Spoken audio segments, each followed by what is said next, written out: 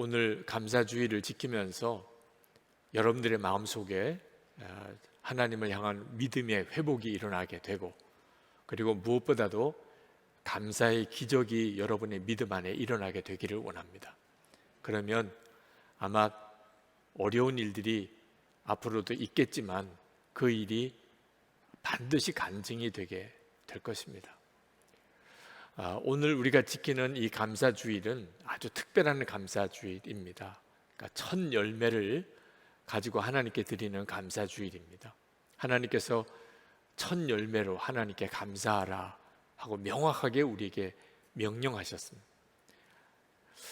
여러분 중에는 첫 열매 감사신앙에 대해서 충분한 이해가 없으시는 분들이 있으실 겁니다. 첫 것을 가지고 감사할 때가 제일 어려운 때이거든요. 근데 하나님께서 왜 첫 것을 바치라고 하시나? 그래서 감사신앙, 특히 이 맥주주일 감사신앙에 대해서 소홀히 생각하시는 분들 꽤 많으실 겁니다. 또 실제로 그런 교회들도 있습니다. 우리가 농사 짓는 농경시대가 아닌데 첫 열매가 추수하는 이런 보리 추수, 우리와 무슨 상관이 있느냐? 그래서 맥주 감사주의를 소홀히 생각하는 교회도 있습니다. 현실적으로.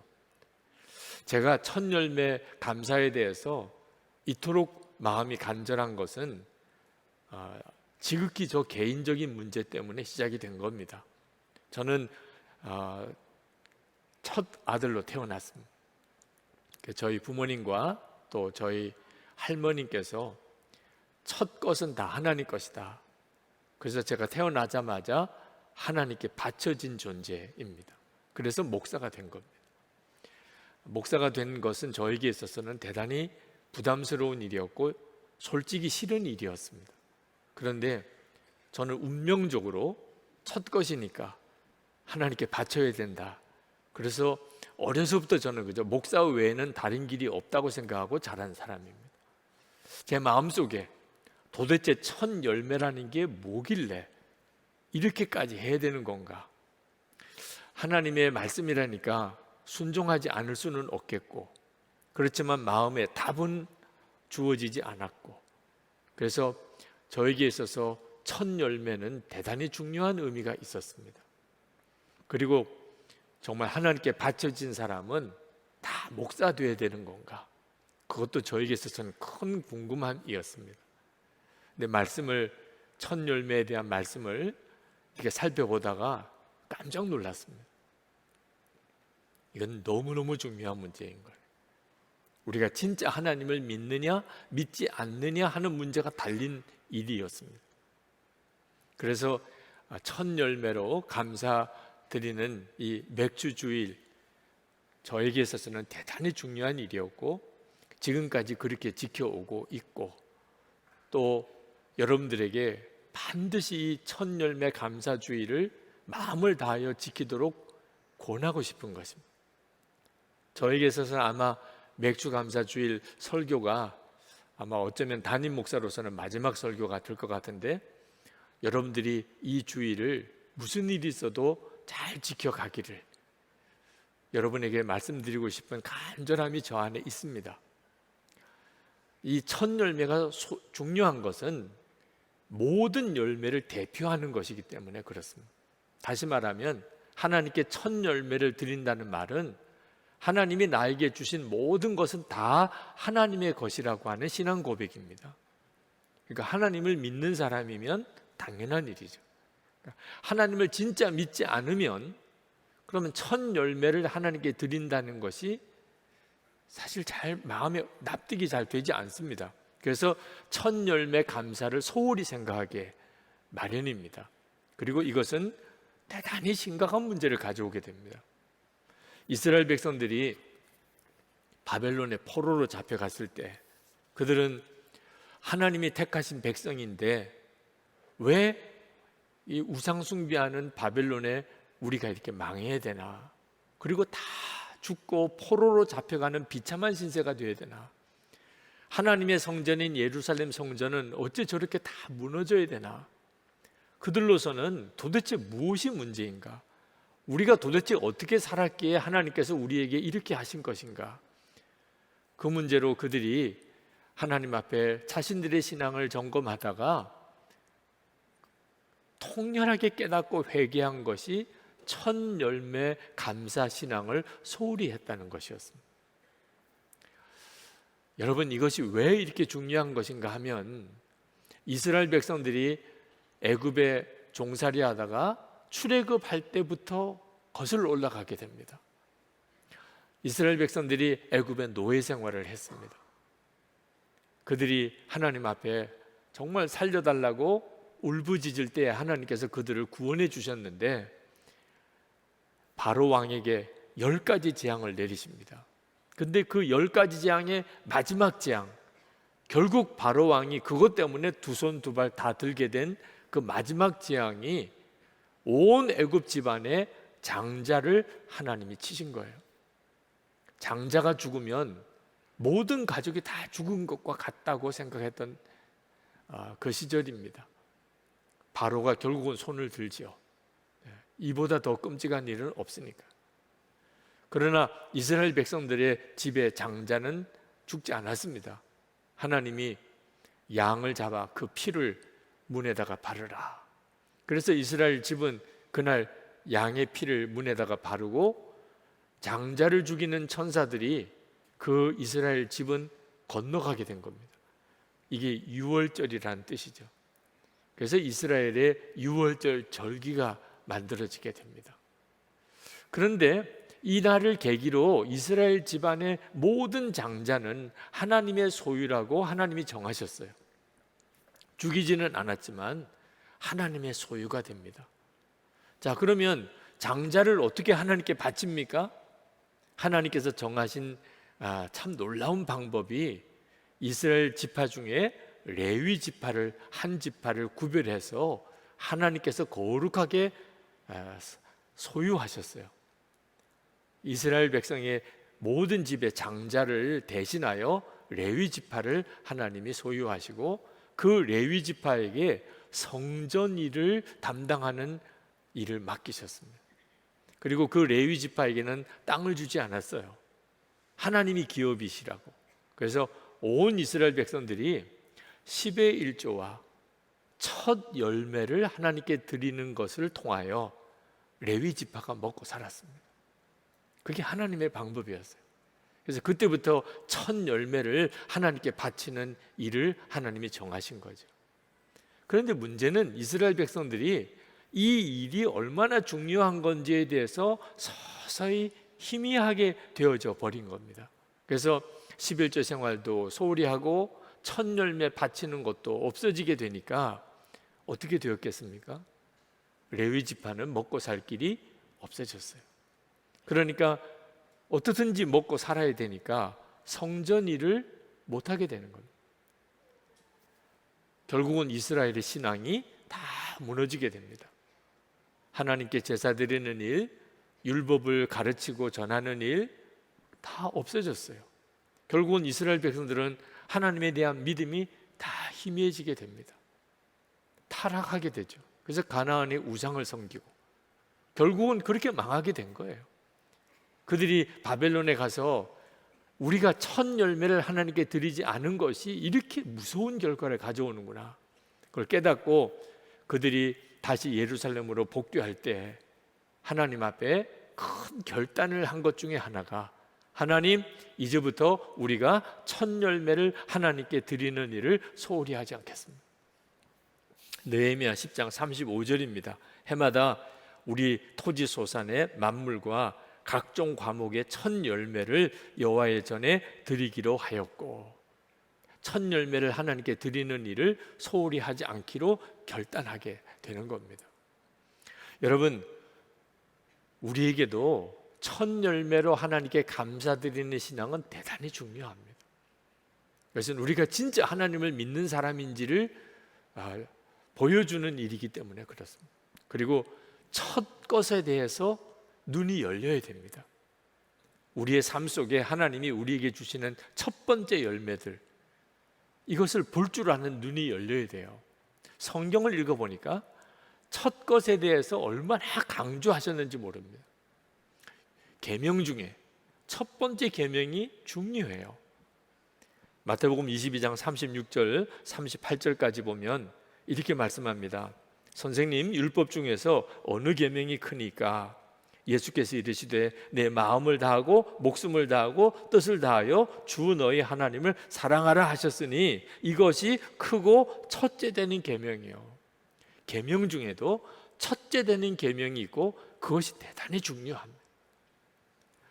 사랑, 우리가 예수 믿는 사람으로서 우리에게 있어서 가장 중요한 삶의 열매는 사랑입니다. 그런데 그 사랑 중에도 처음 사랑이 중요해요.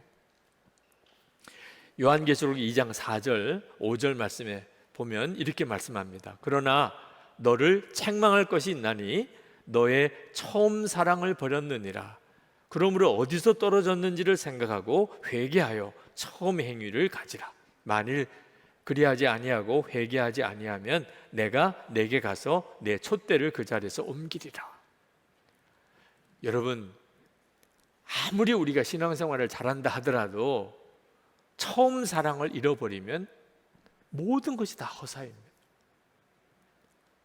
그거 어디서 떨어졌는지, 내게 하나님과 사이에서의 그 첫사랑을 어디서 잃어버렸는지를 반드시 다시 되찾으라. 사랑 중에도 처음 사랑이 이렇게 중요한 것입니다. 모든 민족이 다 하나님의 백성이죠. 그런데 하나님께서 이스라엘을 첫 열매로 하나님이 소유하셨습니다. 그래서 이스라엘 백성이 복된 이유가 거기 있는 거예요. 모든 민족 중에 하나님의 소유의 첫 열매니까. 그런데 이건 무슨 의미가 있느냐? 어느 민족이든지 이스라엘을 삼키면 그가 망해요. 예레미야 2장 3절입니다. 이스라엘은 여호와를 위한 성물 곧 그의 소산 중 첫 열매니 그를 삼키는 자면 모두 벌을 받아 재앙이 그들에게 닥치리라. 여호와의 말씀이니라. 여러분, 예수님도 첫 열매라고 하셨습니다. 부활의 첫 열매라. 고린도전서 15장 20절에 그러나 이제 그리스도께서 죽은 자 가운데서 다시 살아나사 잠자는 자들의 첫 열매가 되셨다. 그러니까 예수님의 존재 자체가 첫 열매세요. 뿐만이겠습니까? 우리도 다 첫 열매예요. 야고보서 1장 18절 그가 그 피조물 중에 우리로 한 첫 열매가 되게 하시려고 자기의 뜻을 따라 진리의 말씀으로 우리를 낳으셨느니라. 여러분이 첫 아들이 아니어도 여러분은 첫 열매세요. 예수 그리스도 안에서. 요한계시록 14장 4절에 보면 하나님 앞에 14만 4천 명 구원받은 성도들이 이렇게 하나님을 예배하는 장면이 나옵니다. 이 14만 4천 명은 상징적인 숫자로 모든 신구약의 구원받은 성도를 다 일컫는 이야기예요. 그런데 이 14만 4천 명이 바로 하나님과 어린 양에게 드려진 첫 열매라고 성경은 이야기하고 있어요. 그러니까 우리가 예수를 믿을 때 우리 자신이 하나님 앞에 첫 열매가 된다는 거예요.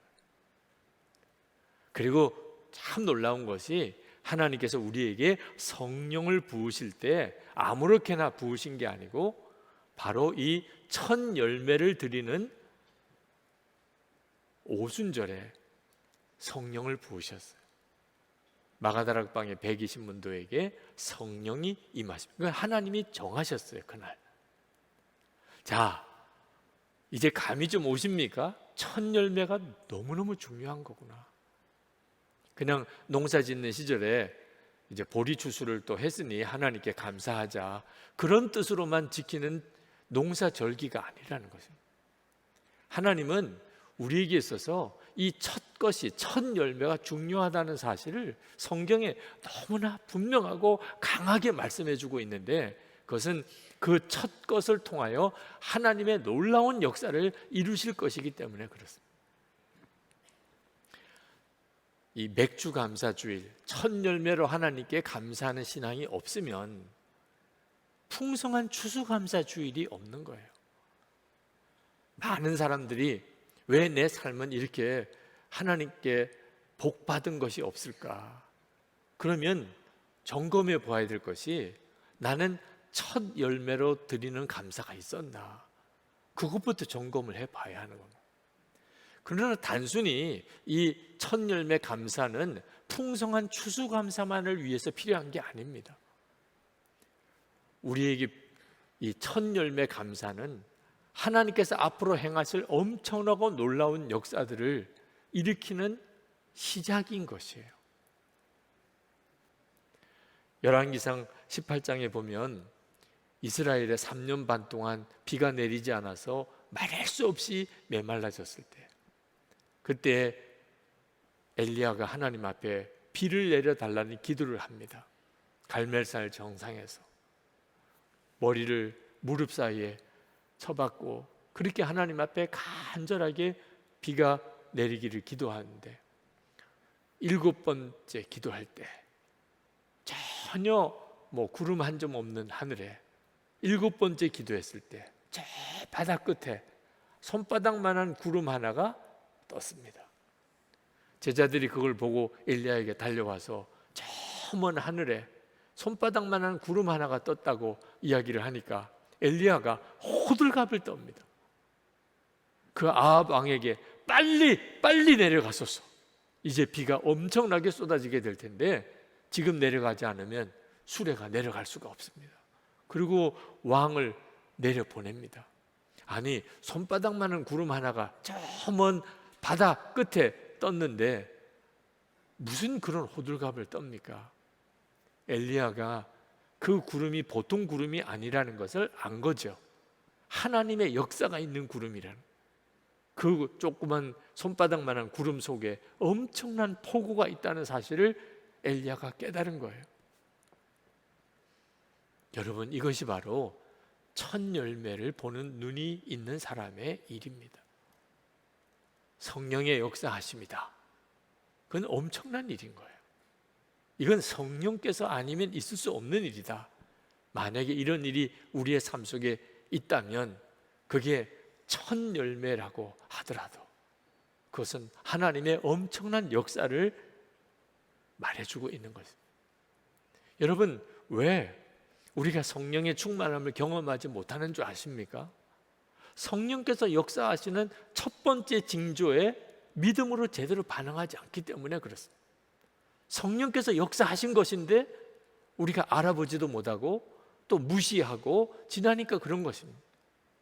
아기를 갈기를 그렇게 갈망하는 그런 부인이 병원에 가서 초음파 검사를 했는데 거기에 태아가 보여요. 그러면 온 식구들이 와 하고 기뻐하지 않겠습니까? 여러분, 사람이 갑자기 심장이 뛰지 않아서 쓰러졌는데 응급 조치를 해서 그 사람이 다시 숨을 쉬게 되면 그러면 지켜보던 사람들이 다 와 하고 놀라지 않겠습니까? 아니, 그렇다면 우리 가운데 성령께서 역사하시는 징조가 나타난다면 이거야말로 진짜 놀랄만한 일 아니겠어요?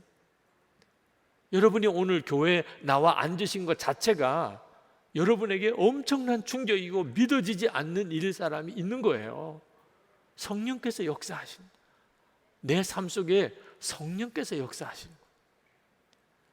여러분, 이 일을 작게 여기니까, 대수롭지 않게 지나가 버리니까 하나님께서 그 다음에 하실 일들이 나타나지 않는 것입니다.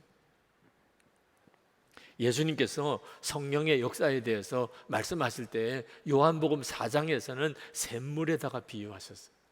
그런데 요한복음 7장에 가서는 생수의 강에다가 비유하셨습니다. 성령의 역사가 샘물과 같이 그렇게 역사가 나타날 때 여러분, 이걸 절대로 작게 생각하면 안 되는 겁니다. 그것은 어느 순간에 생수의 강이 되어서 흐르는 역사가 일어나게 되는 거예요. 하나님께서 우리에게 첫 열매를 그렇게 강조하신 이유는 성령께서 우리의 삶 속에 무언가 역사하시는 것이 나타나기 시작할 때 그것을 바로 깨닫는, 주님이 하셨구나. 월급을 하나 타도 우리의 삶 속에 뭔가 성령의 마음에 깨우침이 하나 있어도, 회개케 하시는 역사가 있어도, 말씀이 내게 주어져도 이게 하나님이 하신 것이구나. 그러면 그걸 붙잡아야 되는 거예요. 첫 열매에 대해서 중요하다고 분명히 믿는 사람이어야 그것이 보이게 돼요. 저는 말씀을 준비할 때 하나님이 역사하셨는지 안 하셨는지를 항상 예민하게 바라봅니다.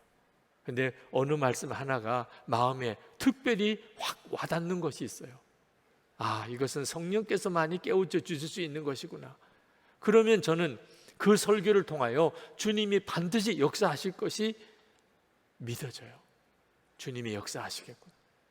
집회가 열렸습니다. 준비 기도를 하는데 기도하는 어느 성도 한 분이 정말 성령께 간절히 사로잡혀서 기도하는 모습이 보여요. 그러면 하나님이 이 집회에 역사하시기 시작하는 거예요. 찬양을 하는데 그냥 찬양을 하는 시간이에요.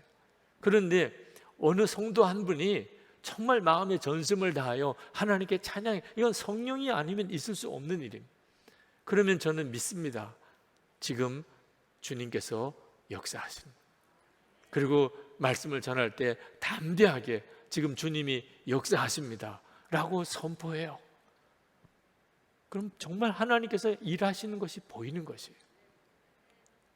여러분, 첫 것이 중요하다고 진짜 믿지 않으면 첫 것을 주님께 드리는 일을 다 놓치게 됩니다.